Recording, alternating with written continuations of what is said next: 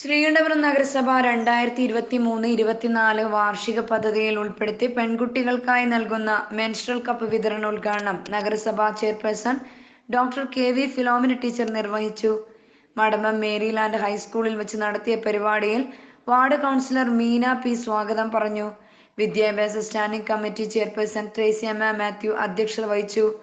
കൂട്ടുമുഖം സാമൂഹ്യാരോഗ്യ കേന്ദ്രം medical officer doctor Vaishakhi K, gynaecologist doctor Vidya P തുടങ്ങിയവർ ബോധവൽക്കരണ ക്ലാസ് നടത്തി. മെൻസ്ട്രൽ കപ്പുകൾ പ്രകൃതിക്കിണങ്ങിയതും യാതൊരു ദൂഷ്യവശങ്ങൾ ഇല്ലാത്തതുമാണെന്ന് ചെയർപേഴ്സൺ ഉദ്ഘാടന പ്രസംഗത്തിൽ പറഞ്ഞു. പെൺകുട്ടികൾ കൗമാരകാലം മുതൽ തന്നെ ഇവ ഉപയോഗിക്കുന്നതിനു വേണ്ടിയാണ് നഗരസഭ പദ്ധതിയിൽ ഉൾപ്പെടുത്തി സ്കൂൾ കുട്ടികൾക്കായി മെൻസ്ട്രൽ കപ്പുകൾ വിതരണം ചെയ്തത്.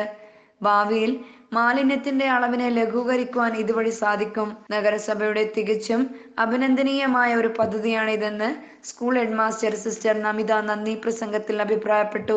ഹെൽത്ത് ഇൻസ്പെക്ടർമാരായ സതീശൻ പി.വി., സനൽ, അർച്ചന പി തുടങ്ങിയവർ പരിപാടികൾക്ക് ആശംസകൾ അറിയിച്ച് സംസാരിച്ചു. നഗരസഭാ പരിധിയിലെ മുഴുവൻ സ്കൂളുകളിലെയും കൗമാരക്കാരായ പെൺകുട്ടികൾക്ക് മെൻസ്ട്രൽ കപ്പ് വിതരണം ചെയ്യുന്നതാണെന്ന് ചെയർപേഴ്സൺ അറിയിച്ചു.